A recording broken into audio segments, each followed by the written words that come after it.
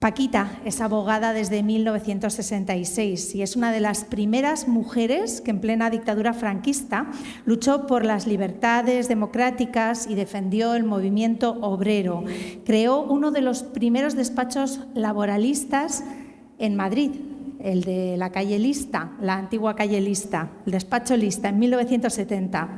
Podemos asegurar que toda su vida la ha dedicado a causas sociales. Ha sido diputada de la Asamblea de Madrid, senadora, eurodiputada y presidenta de Movimiento por la Paz, el Desarme y la Libertad. También ha presidido la Comisión por la Memoria Histórica del Ayuntamiento de Madrid y recientemente ha sido nombrada para presidir el Partido Socialista en Madrid. Esto ha sido recientemente, el mes pasado. Vamos a recibirla con un caluroso aplauso. Paca, por favor.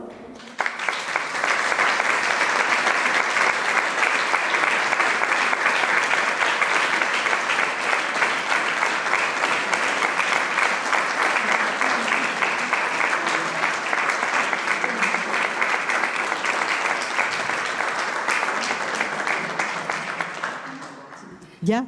Ya. Ella es guerrera, viene ya con ganas de hablar. Bueno, pues muchísimas gracias a todas y a todos los que estáis aquí, conejeros os llamáis, ¿no? Pues a los conejeros. Y la verdad es que estoy encantada de estar aquí en Lanzarote. Quiero agradecer a Erika que me lo planteara que viniera, porque la verdad es que es un gusto, me encanta vuestra tierra y estoy encantada de estar aquí, o sea que para mí es un lujo estar aquí, o sea que os agradezco a todos que me hayáis invitado a que venga. Muy bien, muchísimas gracias a ti por estar aquí, por supuesto. Hay que recordar que este es un acto organizado por la Escuela Oficial de Idiomas de Arrecife y que cuenta con el apoyo de la Concejalía de Cultura del Ayuntamiento de Arrecife, que ha ayudado muy buenamente a que esto pudiera salir adelante, porque empezó como una cosa pequeñita y se nos ha hecho grande, ¿no? Gracias al Ayuntamiento pues también hemos podido hacerlo un poquito más grande y estar hoy aquí todos juntos reunidos y reunidas. El despacho, vamos a hablar un poquito de la serie, ¿no? Porque aunque es verdad que la serie de las abogadas no deja de ser una ficción, pero y también es cierto que a ustedes se las conocía, a los abogados y a las abogadas de los despachos de la calle Atocha se les conocía por su trabajo, se les conoce el recorrido, es parte de la historia de España, de nuestro país. Pero es verdad que la serie ha devuelto esa parte de la historia a mucha gente que no tenía ese conocimiento, pues la gente más joven, ¿no? Ha popularizado, digamos, tanto a Cristina, a Manuela, a Lola y a usted misma, Paca. ¿Qué piensa, qué opinión tiene de la serie? ¿Cómo ha venido todo esto? ¿Qué nos puede contar? Bueno, vamos a ver, la serie, el guión de la serie la hizo una productora, Patricia Ferreira, una directora de cine bastante conocida, pero que desgraciadamente falleció en diciembre del año pasado. Entonces ella a mí me había hablado de, oye Paquita, quiero hacer una serie. Al principio me había dicho que iba a ser una serie sobre mi cuñada Lola y mi hermano Javier. La verdad es que yo no sabía que al final íbamos a hacer la serie sobre Cristina, Manola y yo, que las tres somos compañeras de facultad de 1961, que llegamos las tres a la facultad, viniendo de diferentes sitios y de diferentes familias, pero con un ambiente muy parecido. O sea, Manola era de padres comerciantes, más o menos, tenían tiendas. Cristina venía de Badajoz y su padre era delegado del gobierno y era bastante franquista, o sea que era de la época de la dictadura, y yo misma pues que procedía de una familia que mi padre era militar y mi madre, pues lo he contado antes a la periodista, tenía una voz preciosa, hubiera sido una soprano estupenda, tenía la carrera de piano, pero en aquel momento, en los años 42, que fue cuando se casó con mi padre, te exigían un certificado de buena conducta y si eras artista, fueses de ópera, fueses de varietés o fueses de lo que fueses, no te daban el certificado de buena conducta, con lo cual no te podías casar. O renunciaba él a la carrera, si era militar o era un funcionario, era diplomático, o renunciaba ella. En este caso, mi madre, la pobre, renunció por casarse con mi padre y luego mi padre se murió enseguida, porque se murió antes de que cumpliera los 14 años. Pero las tres, tanto Manuela, Cristina y yo, pues somos más o menos de unas familias acomodadas, en el fondo familias que habían ganado la guerra, diríamos, aunque yo no recuerdo en mi casa, y ellas también lo dicen, hablar de política, pero no lo recuerdo, pero desgraciadamente mi infancia, en la puerta del cementerio muy cerca de mi casa, pues se asesinaban a gente, o sea que yo no me enteraba, pero se asesinaba a gente, ¿no? Porque fueron en los años 40 hasta los años 48. Bueno, entonces las tres procedíamos de colegios religiosos, que eran los famosos colegios que tenían dos puertas, la puerta de las niñas pobres y la puerta de las niñas ricas, o sea que éramos muy parecidas. Y las tres llegamos a la Facultad de Derecho, en donde es verdad que éramos pocas mujeres las que entonces llegaban a estudiar. Fundamentalmente estudiaban las chicas filosofía y letras. No había en Madrid nada más que dos facultades, la de Derecho, pública, el Derecho, Económicas y Filosofía. Bueno, Arquitectura y Medicina, pero en fin, había nada más que una universidad pública, incluso se había trasladado a la Universidad del Centro de Madrid, en San Bernardo, al Extrarradio.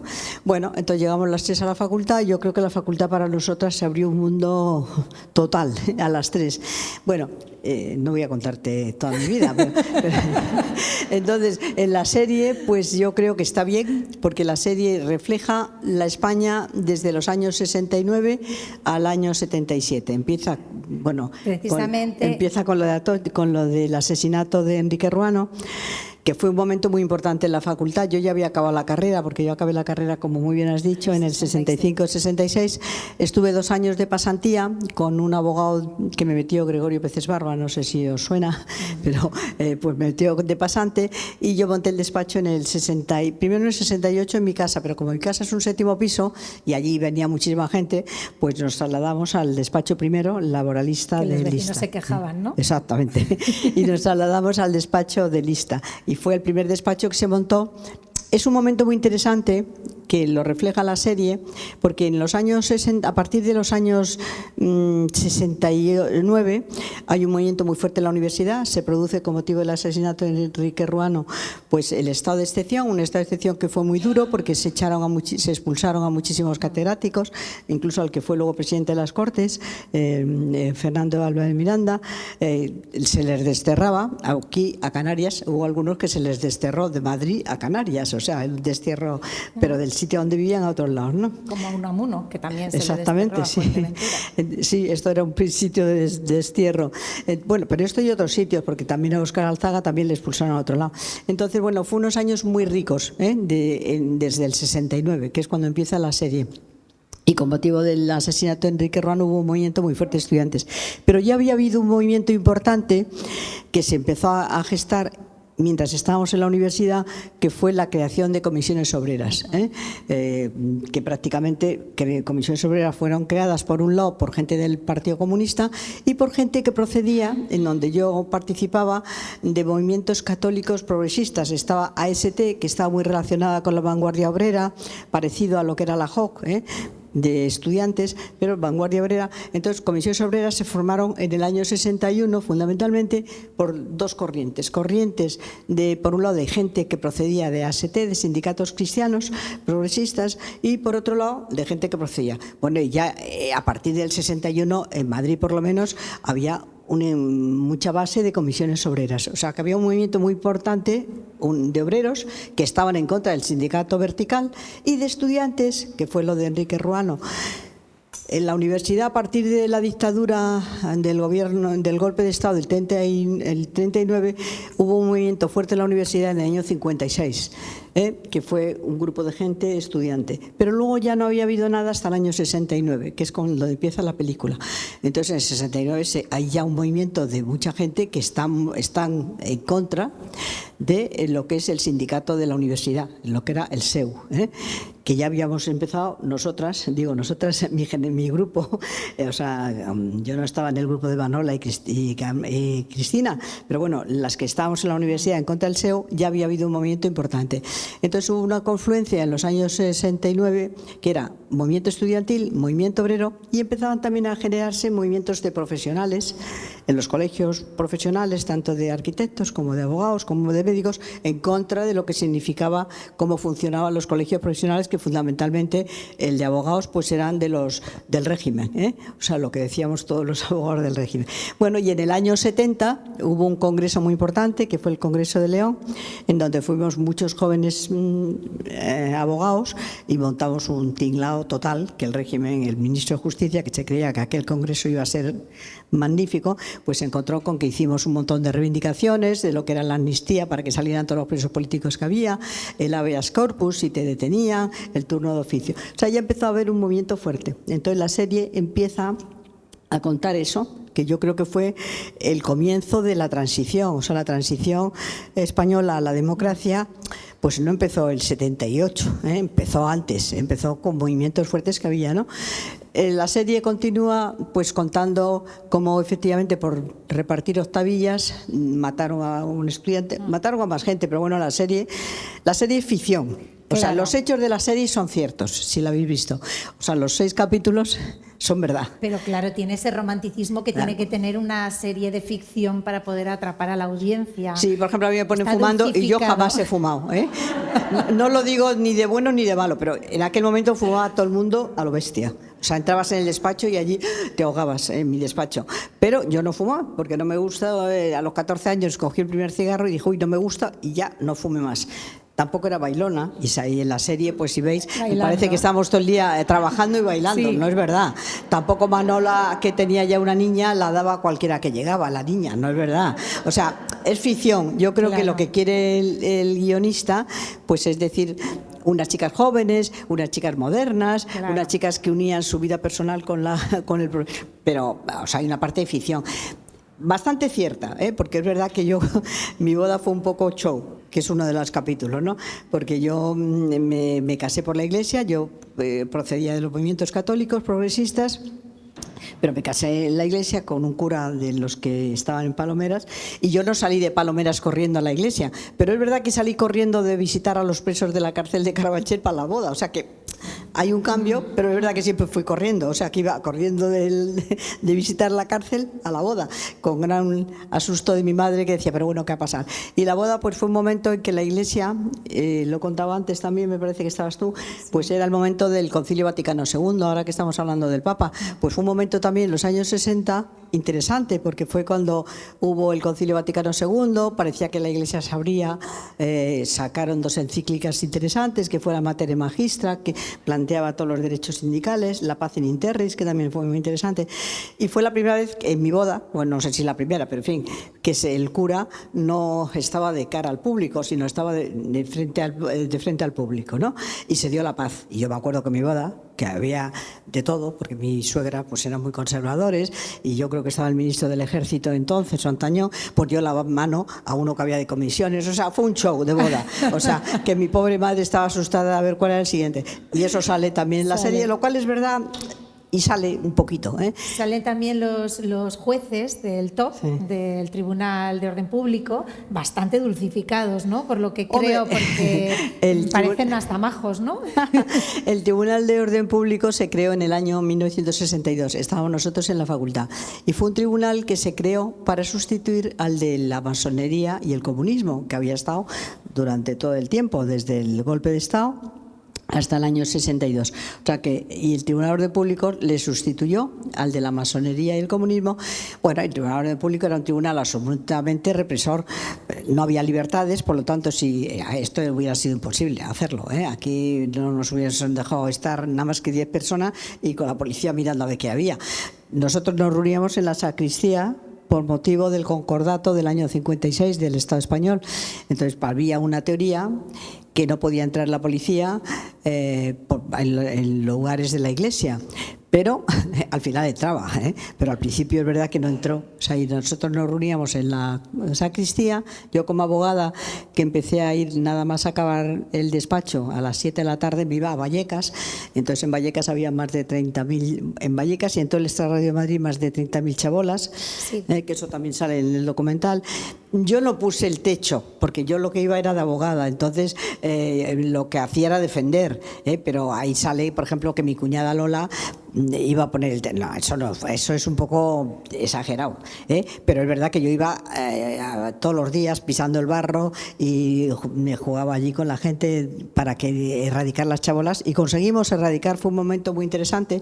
Ahora que todas las jóvenes y jóvenes, chicos y chicas, tenéis problema con la vivienda, pues en ese momento también había problemas. Había muchísimas chabolas de migrantes, no emigrantes africanos ni americanos, sino migrantes de Andalucía y de Extremadura, que venían huyendo del hambre de la zona en los años 50 y construían por la noche la chabola. Había la teoría de que si ponías el techo de Uralita y se metía la familia, pues no te tiraba la chabola, Y es verdad que no te tiraban. Y el cura Llanos, que no sale en la película, pero bueno, hay una película que han hecho de él ahora, sale otro cura, que era Gabriel Rosón, pues efectivamente se metió en una chabola una vez que la quería tirar.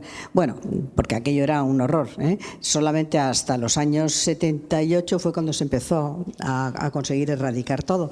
Pero la primera manifestación de la vivienda la hicimos en Vallecas, con una teoría entonces que era vivienda aquí y ahora, porque queríamos que se quitase la chabola, se hiciese allí la vivienda, porque había un momento de especulación de los planes parciales de expulsar a los chabolistas, porque aquel terreno ya valía, y entonces hacer viviendas de lujo. Digamos que usted un poco ahí inició la batalla contra la ilegalidad urbanística, que luego después tanto hemos conocido y que todavía sigue vigente hoy en día, ¿no? Sí, el otro día tuve una entrevista con la presidenta de la Asociación de Inquilinos. No sé si aquí esa organización funciona, pero en Madrid sí, y funciona muy bien en Barcelona.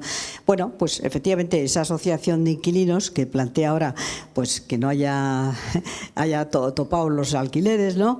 Que se construyan viviendas en alquiler, cosa que en España pues ahí había una teoría. Franco tenía una teoría que era: no hagamos proletarios sino propietarios, y entonces con esa idea no se construyeron muy pocas viviendas. Hubo las viviendas de obra sindical del hogar, pero luego ha habido muchos años que no se han construido viviendas de protección pública. Ha sido de viviendas privadas, pero no de protección pública. Sí, yo trabajé, y el otro día la presidenta de la Asociación de Inquilinos, pues decíamos la diferencia que había entonces no es la de ahora, porque yo creo que ahora lo tienen muy complicado todas estas chicas y chicos que están aquí, que sois todos jovencísimos. Lo tenéis complicado, porque el mundo está complicado. Y la vivienda está complicada, muy complicada. Y hay muchos problemas de especulación. Fijaros que en Madrid el suelo del metro cuadrado cuesta 3.177 metros el metro cuadrado. Imaginaos lo que es eso, O sea, es imposible para la gente joven. Y otra cosa, hablando de la vivienda, el chabolismo, usted fue creó la primera asociación de vecinos de España. Háblenos un poquito de esto, porque creo que además fue pionero incluso en Europa, ¿no? Sí. El movimiento. No, y eso sigue siendo. Yo no sé si aquí también tenéis asociaciones de vecinos, ¿no? Sí, sí, porque yo tengo un libro que es bueno.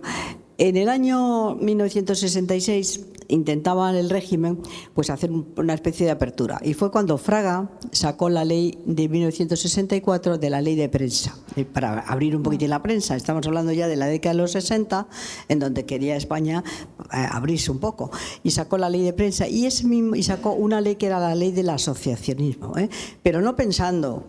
No existía lo de asociación de vecinos. Pero Vallecas, que estaba yo allí, iba todos los días allí, en Palomeras Bajas, pues el cura, un chico de la OAC y yo pensamos: ¿por qué no aprovechamos esa ley y montamos una asociación de vecinos? Bueno, y efectivamente no nos costó, porque yo creo que no pensaban que iba a tener luego los efectos que tuvieron el movimiento asociativo de vecinos. Y entonces creamos la primera asociación de vecinos de España. Lo he dicho antes, porque siempre lo digo, porque es verdad que es una polémica que teníamos, que los de Recalde, que son de Bilbao, ya sabéis que los de Bilbao son muy chulos, pues los de Recalde dicen que ni hablar, que la primera fue la de ellos. Y es verdad que ellos montaron una asociación de vecinos en el País Vasco, de Recalde, pero yo creo que fuimos nosotros los primeros. Habrá una diferencia pequeña. Entonces, los estatutos de esta asociación la copiaron todas las asociaciones de vecinos de Madrid, de tal forma que se creó la Asociación de Vecinos del Cerro del Tío Pío, en Vallecas y en Orcasitas, en San Blas, en todos lados. Y se crearon en toda España. Yo montamos un equipo, mis amigos y yo, porque no solamente una persona sola no hace nada, lo hace un equipo de gente. Pero bueno, en ese equipo de gente montamos un centro que era CIDUR, que era Centro de Investigación Documentos Urbanos y Rurales, y ahí sacamos libros sobre lo que era el movimiento asociativo, y las asociaciones de vecinos en España jugaron un papel clave. Desde los años 66, que fue la primera asociación de vecinos esta, hasta el año 79, que fueron las primeras elecciones municipales democráticas, pues la verdad es que jugaron un papel clave. Las asociaciones de vecinos en España jugaban el papel de representantes vecinales, de tal forma que por lo menos en Madrid y en Barcelona se cometió el error de que muchos de los dirigentes vecinales pasaron a ocupar puestos en los ayuntamientos democráticos, con lo cual vaciaron, diríamos, una institución tan importante como eran las asociaciones de vecinos, pensando que ya no eran necesarias. Equivocación total, porque es verdad que es muy importante la participación y el voto de las concejales, pero no basta con los ayuntamientos democráticos, tiene que haber una estructura por debajo que les impulse,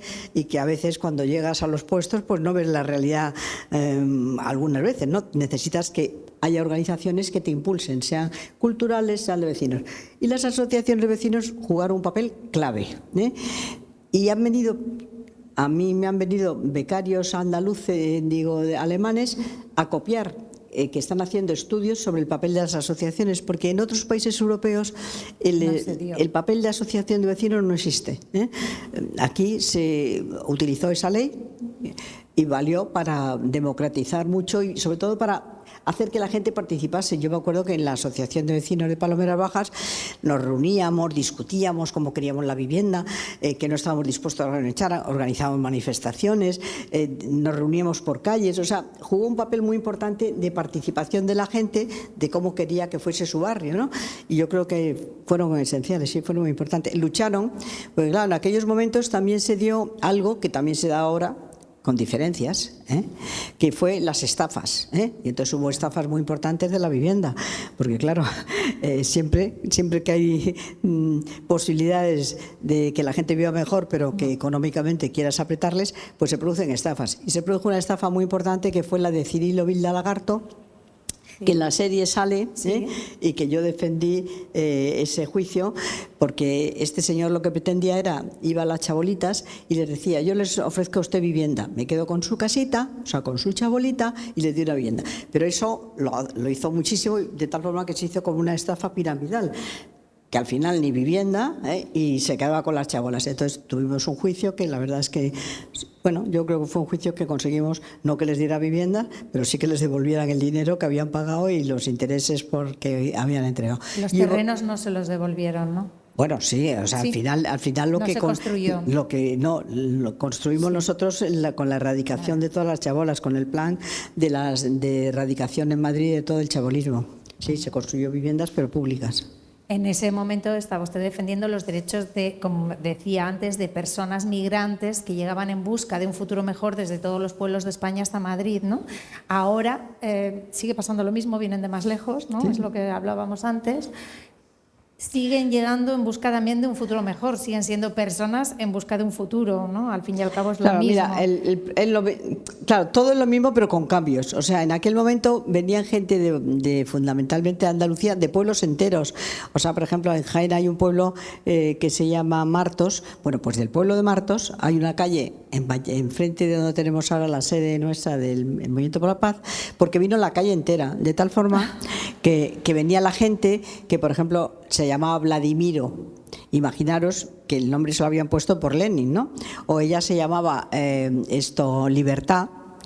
Bueno, pues llegaban a Vallecas y no podían seguir manteniéndose con el nombre ni de Vladimiro ni de Libertad. A ella la ponían Esperanza o Socorro, que había muchas esperanzas en ese momento, y a ellos le ponían Blas. Bueno, eso tuvo unos problemas increíbles. Pues la gente tuvo que cambiar de presencia, porque efectivamente no podía llamarse así, porque toda la policía inmediatamente, su padre está claro que era rojo, o su madre o alguno de la familia. Bueno, pues eso que entonces pasaba y que evidentemente eran emigrantes que luchaban y huían de ese pueblo por el hambre, pero también huían por la dictadura porque les perseguían. O sea, es que hubo mucha persecución en España del 39 al 50. Entonces, claro, la gente huía para buscando. Ahora, ¿qué pasa? Hay otro tipo de inmigración. La inmigración que viene también huyendo de muchos países que están en guerra, o huyendo del hambre, o huyendo del cambio climático de muchos países. Entonces, claro, en Mali, pues Mali es un país que en este momento están, aquí no lo sé, pero por ejemplo nosotros mi organización tiene más de 1.500 pisos de migrantes, pero claro, hay gente que viene huyendo. ¿Qué diferencia hay? Bueno, pues la diferencia es que entonces eran españoles emigrantes que venían a otras ciudades, y ahora el problema es que vienen de otros países. Con un cambio totalmente que se está produciendo, en donde se está produciendo racismo y en donde, desgraciadamente, algo que algunos pensábamos que no iba a pasar, que es esta ola conservadora que se está produciendo desde el norte de Estados Unidos, pero en Europa y aquí en España, con grupos que pensábamos que no iban a tener como bandera temas que en el fondo no pueden tenerlos como bandera porque están en contra de los derechos humanos, pues la bandera que tienen para plantearse es la lucha contra las mujeres, que hemos conseguido durante este tiempo avanzar muchísimo. La lucha contra los emigrantes, porque piensan que todos los que vienen aquí son ladrones o cometen violaciones o son enemigos. Entonces, esa es la segunda. Y tercero, la lucha contra la memoria, porque efectivamente no quieren recordar cómo ha sido el país en donde efectivamente hemos conseguido que haya democracia y libertad. O sea, yo creo que esas tres luchas la tiene, y desgraciadamente yo estuve de parlamentaria europea en los años 94 al 2004. Y en aquel momento había una Europa que cuando yo llegué éramos 15 y luego pasaron, actualmente son 27 países, pero ha cambiado. La Unión Europea no tiene nada que ver el Parlamento Europeo con el Parlamento Europeo que yo viví. Yo me acuerdo de que hacíamos leyes de integración de los emigrantes, de reagrupamiento familiar, de asilo. Bueno, y ahora resulta que te encuentras con que la Unión Europea, hay 27 países, uno está en contra total de los emigrantes, los otros 26 están intentando restringir la inmigración, abrir fronteras para que no pasen. O sea, que es otra situación muy diferente que hay, a la cual todos los que estamos aquí y todas las que estáis aquí jóvenes os tenéis que enfrentar, porque los derechos humanos lo habíamos conquistado en el año 48 y ahora los derechos humanos están siendo denostados, ¿no? Las instituciones comunitarias, las instituciones que se crearon en el año 48 después de la Segunda Guerra Mundial, como era Naciones Unidas, pues en Naciones Unidas ahora no es que ya tenga el problema del veto, que ya algunos habían luchado contra ese tema del veto, ¿no? Porque había varios países, Rusia, China, Estados Unidos, que vetaban. Bueno, ya estábamos pensando que eso había que quitarlo, pero es que ahora no es que haya que quitarlo, es que ahora hay que reconocer el papel importante que tiene el multilateralismo en la defensa de Naciones Unidas, y ahora está en cuestión. O sea, que es un mundo el que está cambiando. No tienen que cambiar los valores y no tiene que cambiar la lucha por esos valores, pero desgraciadamente es otro momento. Precisamente usted presidió la Comisión de Memoria Histórica del Ayuntamiento de Madrid, hablando de memoria, ¿no? Un poco hablamos de la memoria, que tenemos que tener miedo, ¿no?, a perder la memoria, porque mira, esto la es memoria, lo único que nos salva, sí. ¿no? Yo soy de la década del gobierno, diríamos. Yo pertenecía a la ORT, que me encontró antes un compañero que me conocía de la época de la ORT, que era Organización Revolucionaria de Trabajadores, pero siempre estábamos con la idea de la revolución de las masas, de la gente. Yo jamás estuve a favor de las luchas armadas, nunca. Aunque tuve que defender a algunos pero porque les pedían pena de muerte y yo no estaba de acuerdo con la pena de muerte. Pero defendí como abogado, pero jamás estaba con la lucha armada. Pero efectivamente el tema ha cambiado. O sea, nosotros en el año 82, cuando llegó el primer gobierno socialista, teníamos que habernos planteado la memoria, o sea, ¿qué es? Las fosas que están en este momento, que es el único país que sigue teniendo fosas, y no lo tuvimos en cuenta.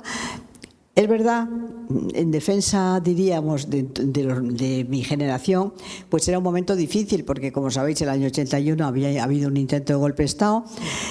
Hasta el año 79 prácticamente fue muy difícil esta situación en este país. En el año 77 se produjeron los asesinatos de los abogados de Atocha. Yo misma estuve en el 76 en la cárcel de Yeserías por una manifestación ilegal y estaba lleno. Entonces, es verdad que había muchos problemas y que lo que queríamos es que salieran los presos políticos, que eran por motivos de defensa de las asociaciones, de los sindicatos y los trabajadores, constituir el estado de bienestar. Y entonces el tema de lo que había pasado, la memoria, quedaba en silencio. Pero fue un error, yo lo reconozco. Teníamos que habernos planteado entonces la ley de memoria para reconocer qué pasaba con las fosas e intentar poner en práctica los médicos forenses para averiguar los ADNs de esas personas, reconocer lo que había ocurrido y no esperar hasta el año 2007, que fue la primera ley de memoria democrática que hizo el gobierno de José Luis Rodríguez Zapatero. Yo creo que teníamos que haberlo hecho mucho antes. No lo hicimos por las explicaciones que os he dado, que bueno, pues lo empezamos a hacer cuando muchos nietos e hijos empezaron a decir, oye, que yo quiero saber qué ha pasado con mi abuelo, oye, que no vale cerrar las cosas en falso, hay que no con odio ni con rencor, pero sí saber qué es lo que ha pasado en este país y tal. Pero claro, ya era tarde, tarde, nunca es tarde si la dicha es buena, pero sí que era tarde porque mientras tanto había ya empezado a haber una ola de derecha, historiadores que han intentado cambiar la historia y empezar a decir que no, que Franco no era tan malo, que aquello no fue así y empezar a cambiarla. Bueno, pero dicho eso, la ley de memoria democrática yo creo que ha sido muy interesante. Y en el año 2016... la entonces alcaldesa Manola Carmena, que la visteis aquí porque vino hace poco y han hecho una entrevista, pues era la alcaldesa de Madrid. Y entonces me encargó, para poner en práctica la ley de memoria del 2004 y la que se había hecho del 2014, pues que me ocupase de la memoria de Madrid. Eliminar los vestigios, monumentos, calles. Y las calles, claro, y eso, fijaros, para mí ha sido una época muy dura, del 2016 al 2018 que me ocupé del tema, porque por primera vez la gente ibas por la calle y te decía, oiga, pero ¿quiere usted volver aquí al pasado? Y yo decía, no, yo no quiero volver al pasado, quiero que se sepa cómo están los vestigios de memoria. Bueno, intentamos hacer bastantes cosas. Hubo algunos jueces que presentó el entonces grupo de Vox y algunos otros grupos, los legionarios, pues recurriendo a algunas decisiones que habíamos tomado. Yo quise que el comisionado fuese plural, que el PP eligiese a uno, que Ciudadanos, que entonces estaba en el gobierno de Madrid, eligiese a otra persona y el PSOE también eligiese, o sea, que fuese plural el comisionado. Y hicimos algunos cambios de calles, pero tuvimos algunos problemas. Por ejemplo, la calle de Millán Astray, pues los legionarios, equivocadamente, porque hay una calle que es de los legionarios, pero Millán Astray pues era un señor que ya pueden decir que era un santo, sería un santo, yo no lo sé, pero en su vida personal lo que hacía, no me parece que era demasiado santo, pero bueno, igual da. El problema está en que este señor llevó el Radio Nacional durante toda la época de la guerra y posteriormente. Entonces, las guerras no se ganan únicamente con las armas, que sí, pero se ganan también con la palabra, y Radio Nacional jugó un papel clave de defensa de la conservadora. Bueno, pues un juzgado nos tiró la calle que habíamos cambiado, de quitarla de Villarastán por Justa Freire, que era una maestra estupenda, la quitó. Bueno, nos ocupamos de lo que pudimos, hemos hecho también vestigios de memoria, explicar lugares en donde había pasado acontecimientos tristes, pero tuvimos muchísimos problemas. De todas formas, hay un libro que dejamos escrito sobre cómo veíamos la memoria de Madrid, que si os interesa, pues hay pocos, pero alguno estará en el ayuntamiento y lo podéis ver. Bueno, hicimos lo que pudimos, pero efectivamente, como os he dicho antes, las cosas cuando no se hacen en el momento tienen más problemas. Y yo creo que la ley de memoria es muy importante porque sin memoria no podemos avanzar y podemos volver a caer en lo que hiciste antes, pero quizá ha debido hacerse antes. Y precisamente, bueno, pues parece que estamos viviendo una involución, ¿no? De hecho, pues yo quería ha mencionado Movimiento por la Paz y el Desarme, la organización de la que usted fue presidenta durante muchos años, que fundó además y que ahora es presidenta honorífica. Ha mencionado la OTAN, La pregunta es obligada. ¿Qué piensa de lo que se ha venido a llamar el rearme de Europa, que se está hablando estos días? Bueno, yo constituimos lo que era el Movimiento por la Paz, que era, bueno, ninguno de los que estáis aquí os acordaréis, pero a lo mejor lo habéis oído, que era el tema de España no estaba en ninguna de las alianzas y en ese momento en Europa había una situación que estaban los euromisiles de la parte de Alemania hacia la zona de Rusia y viceversa. Y era un momento de mucha tensión porque había euromisiles y había miedo de que el botón, como decía Bertrand Russell, pues tocase el botón rojo y aquello estallara. Entonces se creó un movimiento muy fuerte pacifista y nosotros nos unimos a ese movimiento pacifista que era fundamentalmente de Alemania, de los grupos verdes, pero bueno, había también del otro lado. Bueno, y ahí se creó el Movimiento por la Paz, el MPDL. Y en aquel momento se creó también la España en contra de la OTAN. España es un país bastante pacifista en general, o sea, no quiere guerras, porque efectivamente, aunque se te olvide la memoria, pero sufrieron mucho nuestros bisabuelos, nuestros abuelos o vuestros abuelos, mis padres, etcétera, y hubo aquí, ahora veréis, si os quedáis a la película, cómo sale una señora muy interesante, que era la dinamitera, que para los de mi generación la dinamitera era como el Dolores Ibarruri, un horror, Y luego ves la historia de Dolores Ibarruri y te das cuenta que no es lo que te han contado. Pues la dinamitera pasa lo mismo, y la veréis aquí en la película, una señora mayor que la grabaron vivía en Vallecas, sin mano, y entonces se dice, es un horror que haya guerras entre los hermanos. Bueno, pues España sí está bastante, es un país pacifista, quizá mucho más pacifista que otros países que no han sufrido la guerra como la sufrimos nosotros.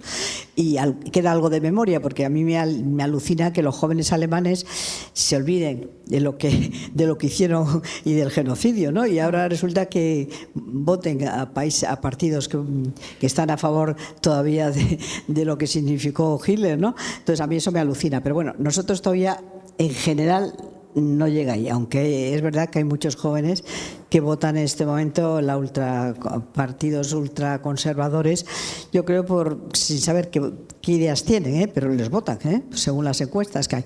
Bueno, volviendo al tema pacifista que me has preguntado. Entonces, el problema está en que se creó la Comisión Anti-OTAN. Entonces, yo estuve con el MPDL y con la Juventud Socialistas y con una parte de UGT y con el movimiento anti-OTAN contra la OTAN. Bueno, fue la famosa votación del gobierno de Felipe González, que cambió los tres supuestos y al final salió que entrábamos en la OTAN. Bueno, en aquel momento, una vez que entramos en la OTAN, empezamos a darnos cuenta que empieza a cambiar también la situación. Estamos hablando del año 86 hasta ahora, y ahora ha cambiado la situación en Europa. Entonces, Europa, países que efectivamente eran muy pacifistas, como era Suecia, Olof Palme, el presidente Olof Palme, que luego fue asesinado, pues el presidente Olof Palme era de la política de la disuasión, de la política de no confrontación, y estaba también en contra de la OTAN. Sin embargo, ahora veis que Suecia, por el miedo que tiene a lo que le pueda ocurrir con la frontera con Rusia, bueno, pues es el primero que ha dicho y Finlandia, que era otro país también bastante pacifista, que quiere entrar en la OTAN. Por lo tanto, ha cambiado la situación. A mí la palabra, aunque sea únicamente semántica del presidente de gobierno, Pedro Sánchez, de que no le gusta el rearme, a mí tampoco, pero que efectivamente Europa tiene que plantearse cómo se defiende ante Estados Unidos, que ahora está absolutamente loco, el presidente que tiene, pues igual le da expulsar a funcionarios que expulsar bueno, lo que ha hecho de echar a venezolanos y meter a todo el mundo en las cárceles de El Salvador, pues es un horror. Bueno, pues mejor que no esté con Europa. Pero es verdad que Europa se ha ido construyendo durante todos estos años planteándose una política económica, la política monetaria del euro, pero Europa no ha sido capaz de dos cosas desde mi punto de vista. Una, tener una política fiscal unitaria, no la tiene, y eso es un problema. Y segundo, no tiene una política de seguridad. Y por otro lado, tiene una política mucho de reglamentos, pero no de inventar cosas y de darse cuenta. Lo hemos visto con el COVID, la carencia de que no teníamos vacunas, teníamos que acudir a China o teníamos que acudir a países asiáticos porque Europa no tenía vacunas, ¿no? Bueno, pues yo creo que Europa tiene que replantearse una política también de investigación, sin perder lo que es el estado de bienestar, el derecho a la salud, el derecho a la educación, el derecho a las pensiones. el derecho a los servicios sociales de la dependencia, las mujeres que no echemos un solo paso atrás, pero evidentemente tiene que plantearse una nueva situación de seguridad. Bueno, yo creo que efectivamente eso hay que replanteárselo, que no será una política de rearme, pero sí una política de disuasión, una política de seguridad, que no es únicamente el ejército, sino que también es qué tipo de inteligencia artificial usamos para poder defendernos, ¿no? Bueno, yo creo que ha cambiado el panorama, o sea que yo no estoy en la misma política que estaba o tal no, porque es otro momento el que estamos viviendo. Entonces creo que ante ese momento necesitamos que haya un debate sobre este tema de ver cómo nos disuadimos. Realmente tiene usted una vida apasionante. Bueno, podríamos estar aquí escuchándola durante horas. Le recomiendo que eso está lean agotado, eso su libro. Ah, mira, le está agotado. Pues vamos a ver ese libro, ya para acabar, y no quiero daros más lotazo para que veáis la película. Este libro yo lo hice en el año 98. Bueno, yo tengo una vida larga, porque tengo 81 años. Entonces, con los 81 años pasan muchas cosas en la vida, y ha pasado muchos cambios. Pero también es verdad que siempre digo que tengo dos mochilas. Una mochila de mucho jorobado, porque me quedé sin padre a los 14 años y tuve la desgracia, bueno, el asesinato de mi hermano Javier, que era el hermano pequeño, pero luego tuve la desgracia de perder a un hijo, a Javi. Y entonces ese verano, bueno, le perdí porque mi hijo Javi era un chico muy listo, muy inteligente, pero fue de los primeros casos de anorexia de chicos. Y entonces tuvo una bajada de glucosa y me le dejaron tirado. Creían que era un drogadicto, y aunque lo hubiera sido, no le atendieron. Y no le atendieron. Y entonces, bueno, cuando le llevaron al hospital, ya al hospital, nada, un desastre.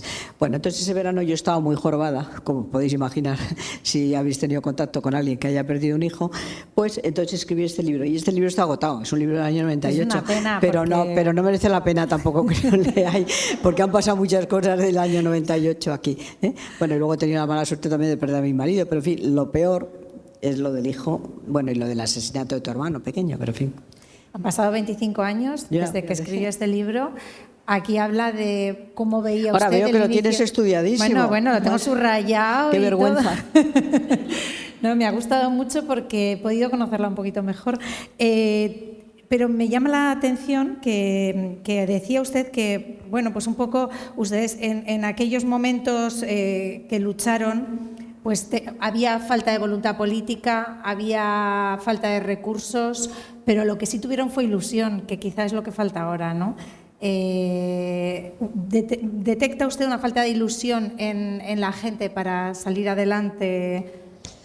No, yo creo que la época mía, efectivamente, era una época que lo pasamos mal porque no había libertades y eso es fatal. Pero, sin embargo, yo creo que teníamos muy claro quién era el enemigo, y nosotros luchábamos para conseguir las libertades, la democracia, que la gente viviera mejor, que hubiera un estado de bienestar, las mujeres que prácticamente pues yo empecé a ejercer y no me podía defender a mí misma, defendía a los demás, pero yo fui a un juicio y el juez no me echó porque no era hombre bueno, porque la ley de enjuiciamiento civil, a los que seáis abogados, decía entonces hombre bueno, y yo era una mujer según el juez y paralizó el juicio. Bueno, así, no sé, hasta los 25 años no éramos mayores de edad, éramos una situación de que estaban prohibidos los anticonceptivos hasta el año 72, bueno, en fin, y no contábamos como seres humanos las mujeres, ¿no? Efectivamente estábamos sometidas al marido, la licencia marital, al padre o a Dios, porque nos podíamos salir de casa si nos casábamos o nos metíamos monjas, pero si no estábamos sometidas al padre. O sea, era una España gris y triste, pero es verdad que estaba muy claro, y yo creo que ahora está más complicado, y yo de verdad que lo digo, y no lo digo por... Creo que los jóvenes chicos y chicas lo tienen muy complicado ahora, porque tienen unos problemas, el de la vivienda fundamental, tienen trabajos también muy complicados. Yo luché por el despido, contra el despido, y con trabajos fijos, y ahora no hay movilidad, ¿no? hay un problema nuevo. Daros cuenta que los teléfonos hasta los años 98 no ha habido móviles. O sea, cuando yo hice este libro, me acuerdo que me fui a comprar el ordenador y yo no sabía escribir al ordenador, escribía a máquina, el método ciego, pero bueno, el ordenador empezó prácticamente casi a finales de los 90 y los teléfonos móviles han sido al final el siglo XXI. Entonces, las redes no existían, las redes meten bulos que al final no sabes si lo que te está diciendo es verdad o es mentira, si este señor ha hecho eso o no lo ha hecho, en fin, eso no existía entonces, estaba más claro. Entonces, creo que lo tenéis muy complicado, la gente joven.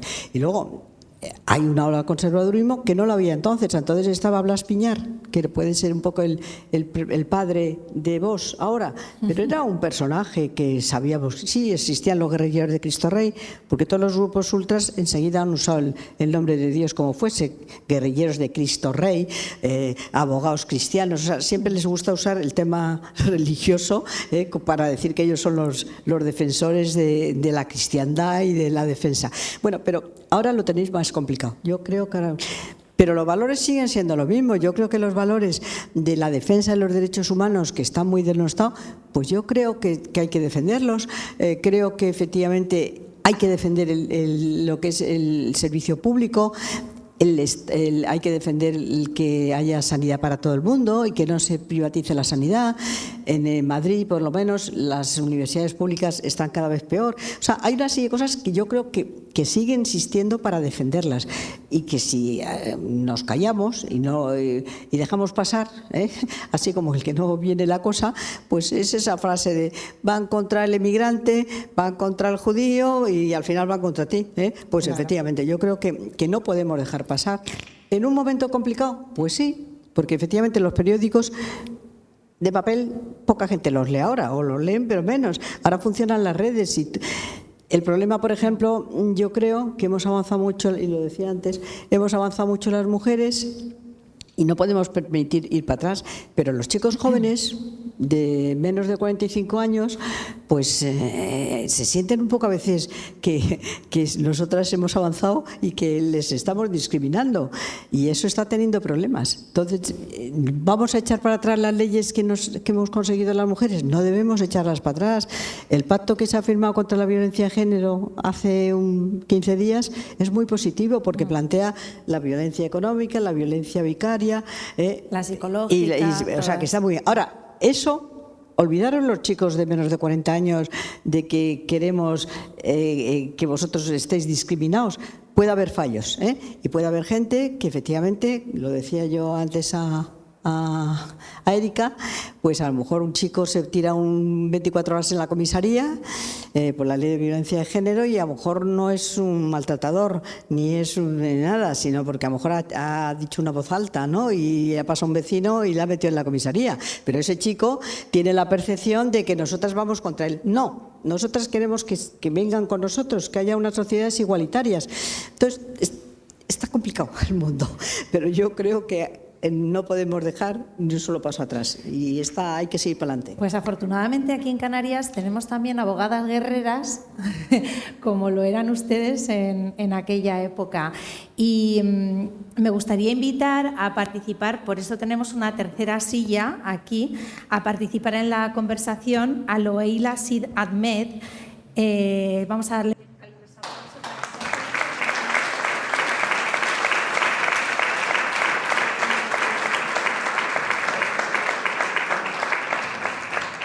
Loeila es miembro de la Comisión de Extranjería y Derechos Humanos del Colegio de la Abogacía de Lanzarote y también es miembro de la Asociación de Abogados Saharauis en España. En 2023 recibió uno de los reconocimientos que otorga cada año el Ministerio de Igualdad con motivo del Día Internacional de la Eliminación de la Violencia a las Mujeres. Trabaja con las personas migrantes que llegan a Canarias y ella se define en sus redes como abogada saharaui con el corazón en Canarias. Y dice una cosa muy bonita, que es una persona que cree en la amabilidad y la ternura como un posicionamiento político. Loeila, con esa ternura y ese trabajo que tienes todos los días, ¿cómo haces para enfrentar esa violencia que se vive en la migración irregular y que sobre todo cae sobre las mujeres, ¿no? ¿Cómo vives ahí ese momento en la situación de cada día? Bueno, muchas gracias por invitarme a la escuela.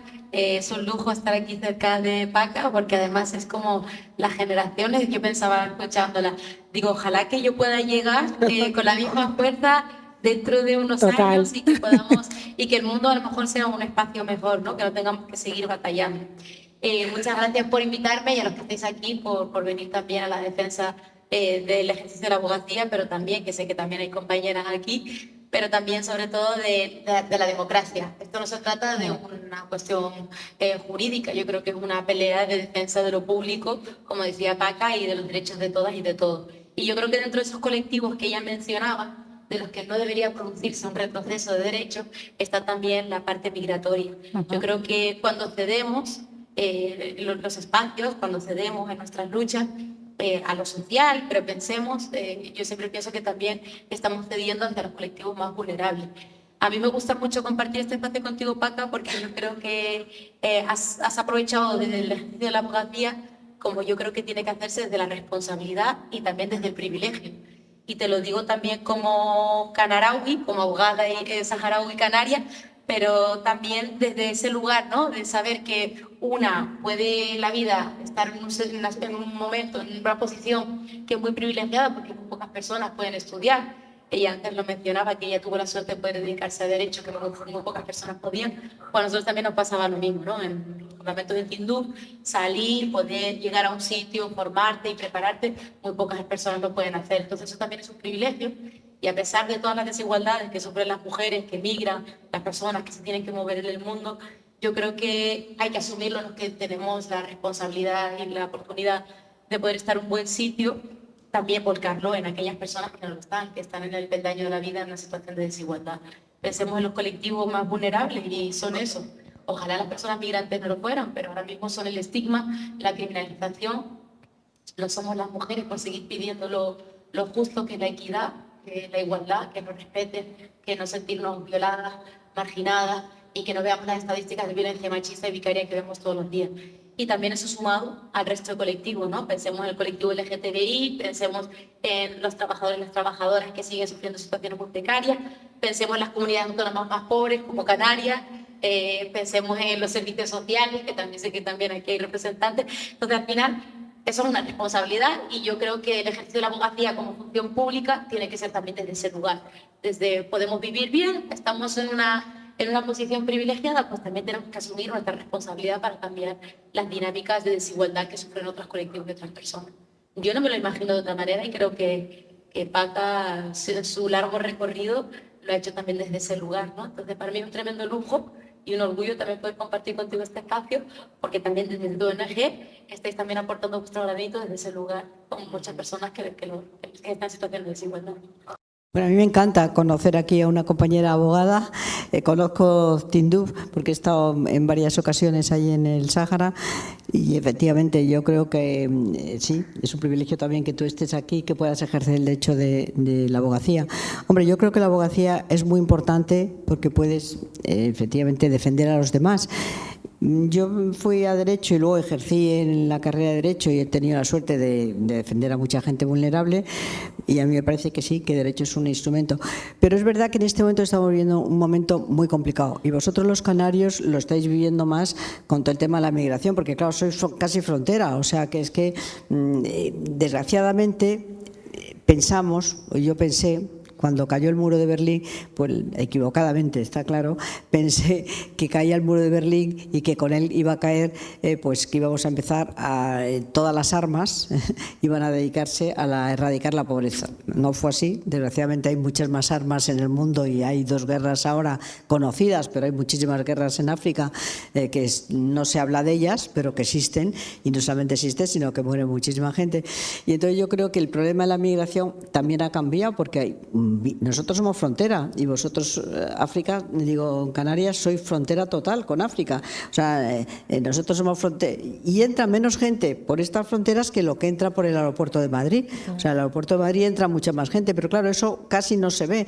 Como más, generalmente los que entran por el aeropuerto de Madrid solo son blancos, pues parece que algunas pueden colar, aunque ya estamos viendo lo que está pasando en Estados Unidos y lo vamos a notar más. O sea, yo creo que la inmigración en España se va a resentir mucho más. O sea, va a haber más gente. Quizá por Canarias siga habiendo lo mismo, o sea, todos los que vienen de África. Los menas, que les llaman menas a los pobrecillos, pero que lo que son pobres son chicos que muchos de ellos lo que teníamos que hacer era integrarles, darles educación y enseñarles y no dejarles hacinados como están. Y luego el problema de las mujeres, que efectivamente tú lo habrás visto y lo habrás comprobado, muchas de ellas vienen absolutamente... nosotros en la sede del MPDL yo he presenciado algunas chicas que han venido y que ya las estaban esperando, o sea, que ya iban a la prostitución clarísimamente y por mucho que quisieran era como una especie de control que tenían con ellas. Entonces, claro, todo eso, ¿cómo hacemos frente a ello? Bueno, pues lo que no está claro es que no podemos hacer frente a ello con grupos y con gente que lo que les ve es como enemigos o quiere echarles y es absolutamente racista. Entonces ahí el papel de los abogados es muy importante y lo que tú estás haciendo aquí, ya te he dicho que te voy a poner en contacto con la gente de mi organización, yo creo que es clave. Y yo creo que el resto de las comunidades en España pues tiene que ser consciente y a mí me duele mucho cuando veo las declaraciones que se están haciendo en algunas de las comunidades, incluida alguna comunidad socialista, pues que no quieren inmigrantes. Pero ¿cómo que no quieren inmigrantes? Si usted es un emigrante, a lo mejor, ¿entiende? ¿Cómo que, ¿de qué me está usted hablando? Bueno, yo creo que tenemos que hacer que cambie el resto, porque efectivamente lo que es verdad es que vosotros estáis en unas islas en que no cabe la gente, o sea que no podéis tener a lo mejor mayor gente, porque si no hay condiciones para tener a la gente y a las personas como personas, pues claro, se produce un problema clarísimamente de rechazo y de odio.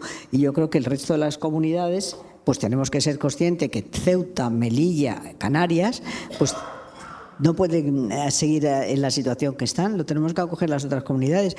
Y mi comunidad, la de Madrid, pues es una comunidad que tiene un porcentaje, un PIB muy alto, y es una comunidad rica, en donde efectivamente se ha sido capaz de aceptar que vinieran emigrantes, que se les daba la nacionalidad porque compraban viviendas carísimas, ¿no? Bueno, eso menos mal que se ha quitado, pero ese tipo de migración no estorba. Yo siempre decía, con el tema, cuando había en España mucho racismo con los gitanos, yo me acuerdo que decía, con la hija de Lola Flores no hay racismo, hay racismo con el pobre gitanillo que no tiene donde caerse muerto, ¿no? Entonces, pues esto pasa con lo mismo con los emigrantes. O sea, un emigrante que venga aquí con mucha pasta a comprar una vivienda en Madrid, que toda la zona del centro la están comprando gente que sale de Venezuela, gente que está saliendo de Colombia, de México. Esos no hay problema, El problema es con los pobres menas que te llegan a ti aquí para las islas de Canarias. De hecho, en Canarias pasa. Es decir, en Canarias tenemos un drama humanitario porque la gente se juega la vida en el mar y llega, pero realmente la mayoría de la población extranjera, inmigrante que hay en Canarias, pensada, que reside aquí, que se establece aquí, es gente que llega en avión y que llega de manera regular, que se establece aquí. La población africana, digamos que estadísticamente no tiene ese impacto. ¿Pero qué nos molesta? No su condición como extranjeros, está claro. Lo que nos molesta es su condición como pobre. Y a los pobres siempre nos han molestado. Y quizás ahora a lo mejor esto es un buen momento para transformar. Yo creo que hay una parte muy importante de la que tú también has hablado en cuanto al tema de la memoria. Yo creo que Canarias fue un pueblo que en su día migró muchísimo. Y Canarias ha sido una comunidad autónoma y sigue siendo muy maltratada, con una población en situación de riesgo de exclusión y con datos que son muy preocupantes, igual que Andalucía, a pesar de que hay millones de turistas. Y Canarias ha sufrido de alguna manera y ha vivido lo que es el abandono del Estado. Y es curioso porque Canarias en su día también migraron a Venezuela, a Cuba, a muchas zonas, y ahora se está viviendo ese volcador de las personas migrantes de Venezuela, de Cuba, de otras realidades y también de población del continente africano. Pero digamos que esa memoria es importante para que uno no repita y para que uno pueda situarse desde ese lugar. Y yo creo que a Canarias también ha tocado de alguna manera. Entonces creo que es muy importante en cuanto a la cuestión franquista, de la dictadura y al retroceso de derechos, pero también en cuanto a las movilidades humanas. Entonces me parece muy interesante que hicieras ese apunte también para poder entender que este territorio, que ha sido consecuencia directa también de las movilidades humanas y las migraciones, pues también ahora las vive de otra manera. Pues se me ocurre que sigamos hablando un poco de esa comparación entre ustedes dos, ¿no? Como abogadas. Abogadas luchando por algo. Obviamente no era al mismo tiempo el de la falta de democracia, o sea, una dictadura, pero sí que era un marco en el que los derechos se veían vulnerados, como ahora por el odio, ¿no? Un poco el tema de hasta dónde podemos encontrar esas similitudes, ¿no? en la lucha. Hombre, yo creo que esta es una. Las visiones de las movilidades humanas, cómo se trasladan en Canarias. En Canarias no hay una crisis. Constantemente la narrativa mediática que hace y genera un discurso donde las personas piensan que realmente aquí hay un problema con la movilidad y con las personas que llegan. Y si uno mira estadísticamente, no hace falta ni siquiera que estemos convenciendo, ¿no? Si uno mira estadísticamente cuánta población entra de manera irregular, que son refugiados la mayoría, y cuántos hemos acogido refugiados que vienen desde otros sitios, y después también cuántas personas vienen de otros sitios que acceden al sistema de protección, ¿no? Al asilo, a los recursos que tienen. Y es curioso cómo hemos dividido, y esto Irma nos iba a acompañar hoy aquí, que no podía estar, pero que también ella lo señala, ¿no? Quieren que las personas que tienen sed se peleen con otras que también tienen sed y hambre. Y creo que ese es el problema, que nos han dividido, y creo que lo han conseguido porque, como dice un compi, se han vendido con el sentimiento. Es decir, han generado que tengamos un sentimiento de odio hacia personas que están en una situación, en unas condiciones muchísimo peor que las nuestras. Cuidado que el que viene a una patera va a estar en un hotel o va a estar en unas condiciones mucho mejor. O cuidado que ese menor que acaba de sobrevivir a una de las rutas más mortíferas, que ha estado durante 10 días en el mar y que ha llegado en un cayuco al hierro, pero que se podría haber perdido, cuidado porque ha venido con un móvil, porque ha llegado con un teléfono móvil, y curiosamente el coltán de donde sale es de Mali, de donde se extrae es del Congo, y de los recursos naturales todos vienen del mismo sitio, pero es por eso que después también hemos conseguido que esta narrativa del miedo nos cale. Y si quitamos esta venda y conoces a ese menor extranjero que llega solo, del que te hablan solo de que es una amenaza y hay que repartirlo porque no podemos con 4.500 menores en un territorio donde lo habita 2.200.000 personas según el INE, pues esa narrativa del miedo constante, de la crisis, de la amenaza, de la invasión, ha generado un rechazo, y lo ha generado cada vez que sentimos miedo porque pensamos que alguna persona migrante ha llegado al territorio africano y ha hecho algo malo. No nos tenemos que responsabilizar la población africana de lo que hagan otras poblaciones africanas o migrantes del mundo, ¿no? Igual que aquí Juan, si hace algo, no tenemos que sentir bien cogernos todos los Juanes, ni todos los Pepes, ni todos los Andrés, porque piense que eso va a ir en detrimento de sus derechos. Pues esto es lo que pasa también con un colectivo que llega, que es vulnerable, que llega solo, que deshumanizamos, que criminalizamos y que después como despojo, que le asistimos y les vemos. Y quizás a partir de ahí se construye el discurso del miedo, de la amenaza, para poder hacer ese retroceso de derechos. No podríamos explotar a las personas, a las mujeres, explotación sexual, a los extranjeros, explotación laboral, porque no queremos migrantes, pero sí que nos limpian la casa, no queremos migrantes, pero sí que los tenemos en la hostelería, no queremos migrantes, pero sí que sigan con los cuidados de hogar. No queremos migrantes, pero sí que nos van a recoger todas las manzanas, todas las fresas, todas las naranjas, todas las frutas de este estado. No, lo que no queremos es dar derechos a personas y ponerle rostro e historia a su vida. Y quizás esto nos han ganado en este discurso, nos han ganado porque han generado ese miedo en nosotras. Me incluyo también, porque a veces yo también tengo ese miedo, ¿no? Y hasta qué punto hacen daño, y digo, wow, si no es porque me dedicase a esto y trabajo con estas personas, hasta me lo creería, ¿no? Igual que en los medios de comunicación. Entonces yo creo que en estos miedos lo único que necesitamos es amor, lo único que necesitamos es combatirlos con mucho amor. Frente a su miedo, a su odio, yo repito, en esta amabilidad, esta ternura, que es una frase de Rey Galán, un escritor de La Laguna, de Tenerife, necesitamos combatirlo, porque las personas, repito, solo nos vamos a tener las personas, que también lo dice Rey Galán, Y creo que el amor va a ser lo único que combata todos estos discursos del odio y del miedo. Y lo digo en un momento donde ha salido un representante político diciendo que tiene cáncer y donde todo lo que se ha volcado en las redes sociales es odio. Necesitamos un mundo seguro y solo se va a poder construir si las generaciones que vienen les damos amor, les queremos, les abrazamos, y eso es lo único que va a hacer que discursos del odio y ultraconservadores pues no ganen.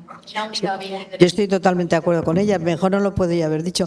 La solidaridad es la ternura de los pueblos y yo creo que efectivamente eso es lo que hay que hacer. O sea, que esa invasión que dicen que viene, bueno, y en algunos medios han publicado y luego no lo han rectificado, pues que había robado unos que eran inmigrantes. Resulta que no había violado a esos emigrantes, eran unos españoles absolutamente los que habían hecho la violación. Entonces yo creo que sí, estoy totalmente de acuerdo contigo y me alegra de que haya una generación de más joven que continúe luchando, porque yo creo que yo ya estoy de retiradísima, pero necesitamos gente joven como los que estáis aquí para que sigáis avanzando en la defensa de los derechos de las personas, que son las personas que están viniendo a nuestro país y que les necesitamos, incluso egoístamente les necesitamos. Vamos pasadísimos de tiempo, pero yo creo que ya que hemos abierto preguntas al público, pues si alguien quiere intervenir es el momento, ¿no? Así que pueden preguntar, les pasamos el micro. Sí, tenemos que poner...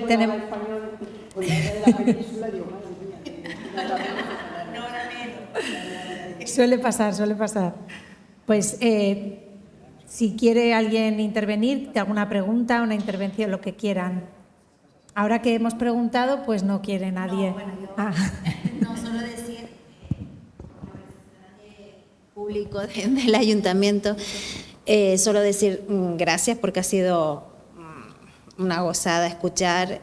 Yo creo que posicionarnos, pararnos, pensar, recapacitar de las consecuencias que están por venir. Yo creo que estamos un poco adormecidos como sociedad, bastante individualistas. El sentimiento de comunidad cada vez, desgraciadamente, es menos y, evidentemente, desde las administraciones, como gestores públicos, cuando te implicas, es complicado salir adelante si ese movimiento de asociaciones, si ese movimiento de colectivos, si el resto de entidades no van en una misma dirección, por muchas ganas que tú tengas de intentar cambiar las cosas, necesitas del apoyo comunitario de una sociedad. Y bueno, es un momento para reflexionar sin alarmismos y sin crear de que hay movimientos que vienen peligrosamente y que están aquí y que, como bien decías, este run, este mantra que se está creando hace que sean una opción a poner una papeleta dentro de una urna.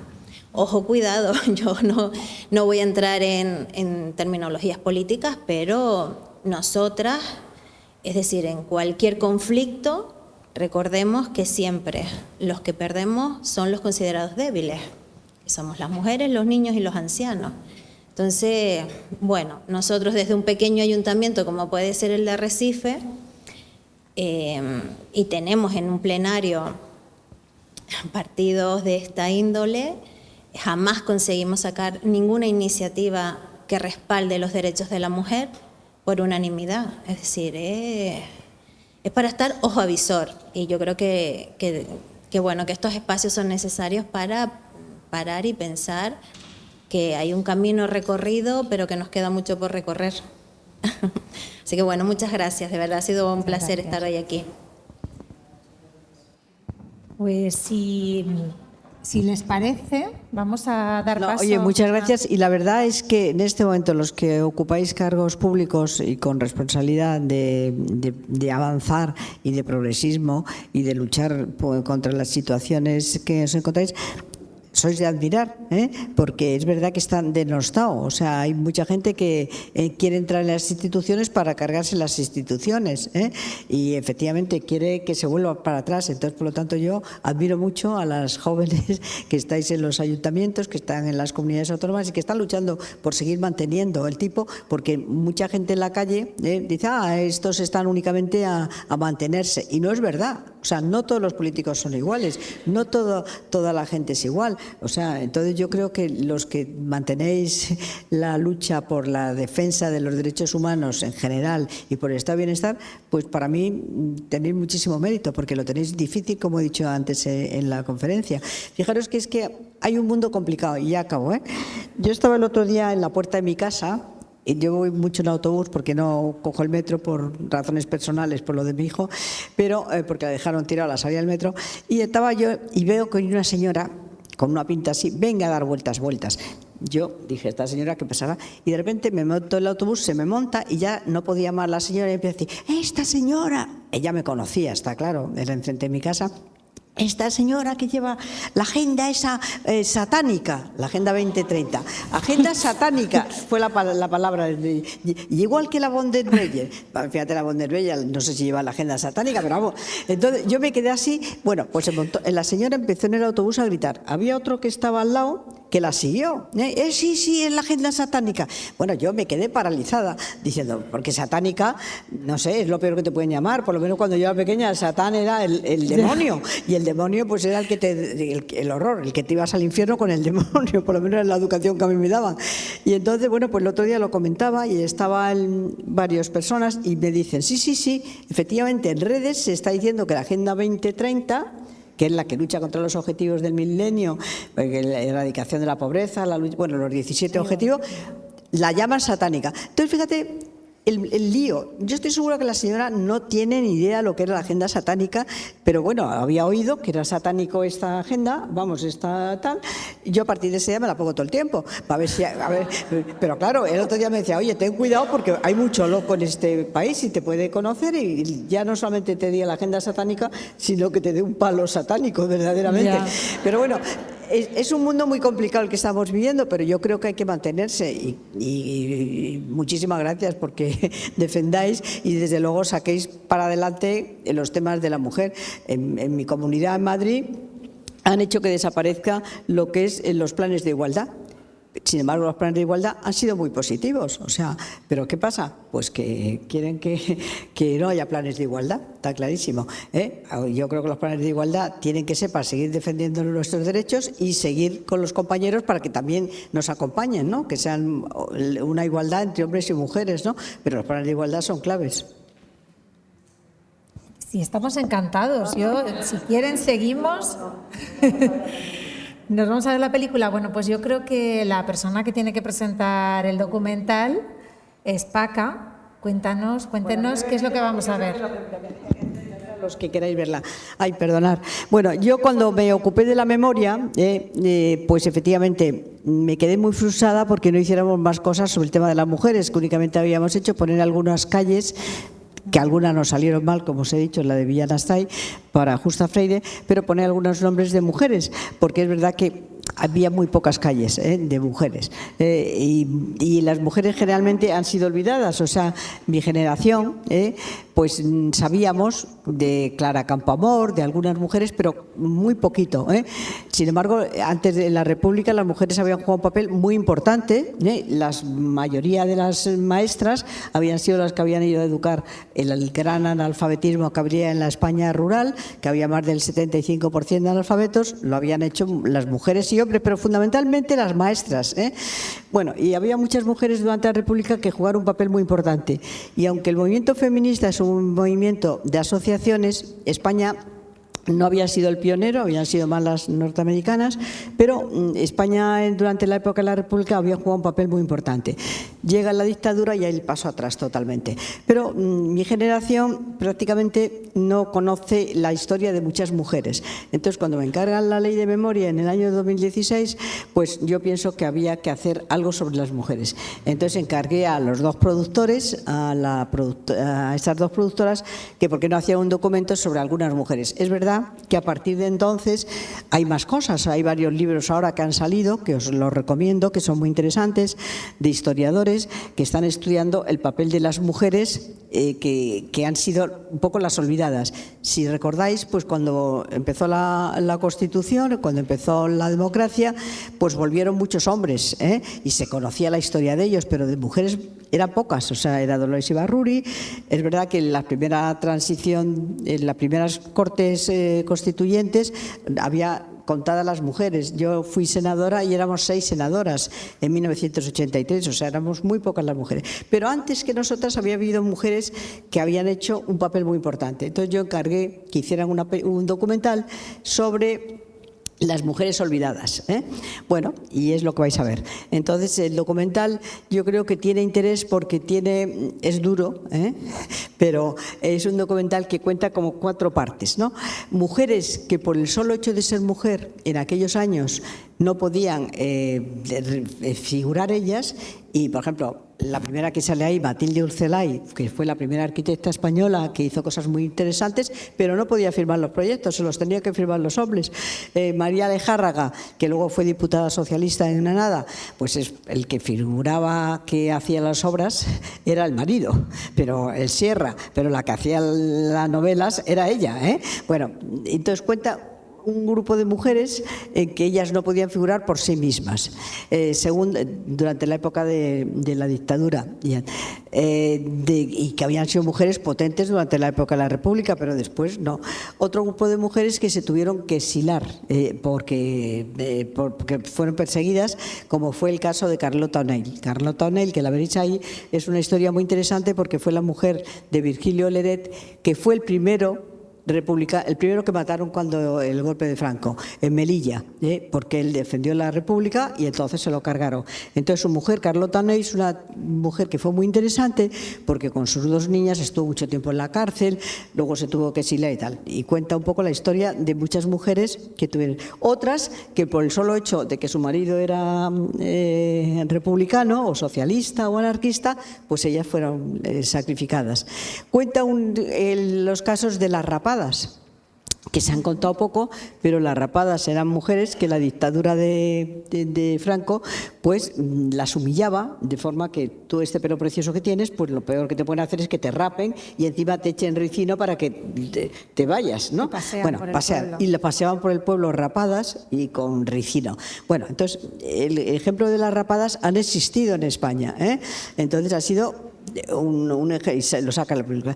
Entonces yo creo que saca como 4 tipos, saca a las mujeres en la cárcel y saca como efectivamente una mujer que fue comunista muy interesante, pues que cuenta ahí cómo ha hecho 4 tomos sobre la historia de las mujeres en la cárcel, que nunca se ha hablado de las mujeres, se ha hablado más de los hombres en la cárcel, incluso ya en la época mía, o sea, cuando el juicio 1001, es verdad que eran perseguidos los hombres, o sea, los de comisiones obreras, que les pedían 20 años a Marcelino Camacho y a otro, pero el papel de las mujeres fue muy importante, el de sus mujeres, porque ellas fueron las que intentaron denunciar lo que estaba pasando en la cárcel, fueron las que fueron fuera de España a contarlo y tal. Bueno, y luego cuenta historias también del papel que jugó la Iglesia en aquel momento, cómo efectivamente era obligatorio que te bautizaran y era obligatorio que hicieras la comunión. Si no lo hacías, está claro que era rojo, ¿no? Y entonces, bueno, pues cuenta el caso de Matilde Landa, que fue una mujer muy interesante porque hizo un papel muy importante en las cárceles, y luego ella se suicidó porque efectivamente la obligaron a que se bautizara, como forma de que había cambiado de ser roja a ser azul, diríamos, ¿no? Bueno, esta es un poco la historia del documental. El documental es fuerte, es duro, pero es interesante porque, bueno, pues cuenta una realidad de muchas mujeres que han sido olvidadas, No nos cuentes el final. No os cuento nada. Bueno, yo creo que os gustará porque, bueno, por lo menos os hará pensar sobre que en la generación mía dependemos de la generación anterior. Y la generación anterior fue una generación que luchó mucho, pero que fueron olvidadas. Quizá nosotras pues ya estamos siendo demasiado conocidas, Cristina, Manola y yo, con los dichosos documentales. Pero las otras generaciones hay muchas mujeres que jugaron un papel y que no han sido conocidas. Muy bien, pues